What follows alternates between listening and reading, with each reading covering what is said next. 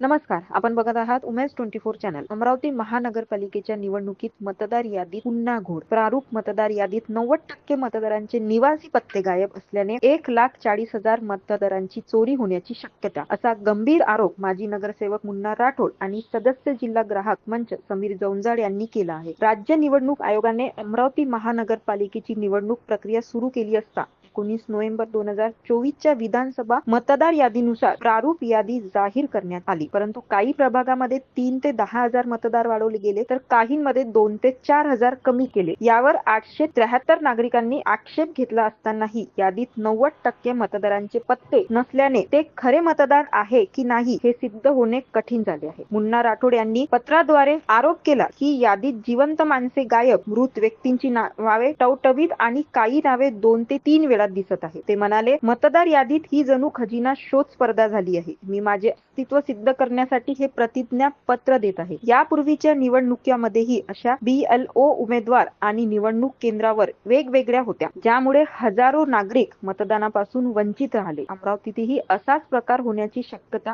असून आक्षेप घेणाऱ्यांना पुन्हा संधी द्या, अशी मागणी करण्यात आली आहे. राज्य निवडणूक आयोगाने याबाबत खुलासा करावा, अन्यथा लोकशाही धोक्यात येईल, असा इशारा त्यांनी दिला आहे. पत्रकार परिषद मध्ये आम्ही राज्य निवडणूक आयोग व अमरावती महानगरपालिकेच्या संबंधित निवडणुका अधिकाऱ्यावर आरोप केला होता की प्रारूप मतदार घोषित यादीमध्ये मोठ्या प्रमाणात मतदारांची चोरी झालेली आहे, घोळ झालेला आहे. आणि झालं तसंच 20 तारखेला अधिकृत महानगरपालिकेच्या निवडणूक विभागाने प्रारूप मतदार यादी घोषित केली, त्यामध्ये मोठ्या प्रमाणात घोळ झालेला आहे. आणि आपल्या सर्व पत्रकार बंधूमुळे ते प्रकरण उजेडात आलं आणि जे मतदार नागरिक आहे, शुद्ध नागरिक आहे, त्यांचे हे प्रकरण लक्षात आल्यानंतर एकूण 873 लोकांनी आक्षेप घेतला 3 तारखेपर्यंत या मतदार यादीमध्ये. इतक्या मोठ्या प्रमाणात आक्षेप घेण्याचा हा इतिहास मध्ये पहिली घटना आहे. आजपर्यंत इतक्या मोठे आक्षेप घेण्यात आलेला नाही. परंतु आजही आमचा आरोप आहे, आक्षेप घेतल्यानंतरही तो घोळ कायम राहणार आहे. ज्या पद्धतीने मी आधी आणि माझे मित्र समीर जौंजाड आम्ही मागच्या 4 दिवसापासून अमरावती महानगरपालिकेचे निवडणूक अधिकारी, संबंधित अधिकाऱ्यांना त्यांनी ज्या प्रकारे ते मतदार यादीचं कार्य करत आहे, किंवा जे BLO आहे किंवा जे वरिष्ठ अधिकारी आहे, ज्या नागरिकांनी 873 नागरिकांनी आक्षेप घेतलेला आहे, त्यांच्या आक्षेपावर कशा पद्धतीने त्यांचं कामकाज सुरू आहे याची माहिती घेतली असता आम्हाला परत 1,40,000 मतदाराचा घोळ येणाऱ्या महानगरपालिकेच्या निवडणुकीमध्ये होण्याची शक्यता नाकारता येत नाही. हे तुम्हाला आज आम्ही पत्रकार परिषदेमध्ये आमचा आरोप करता.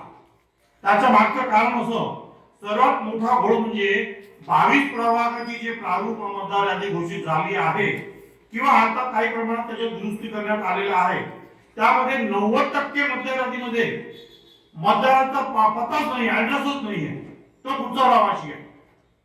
ही इतिहासातली पहिली घटना आहे.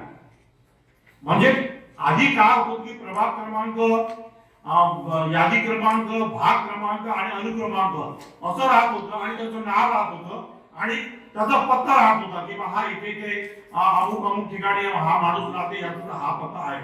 परंतु यामध्ये पत्ताच नाही आहे.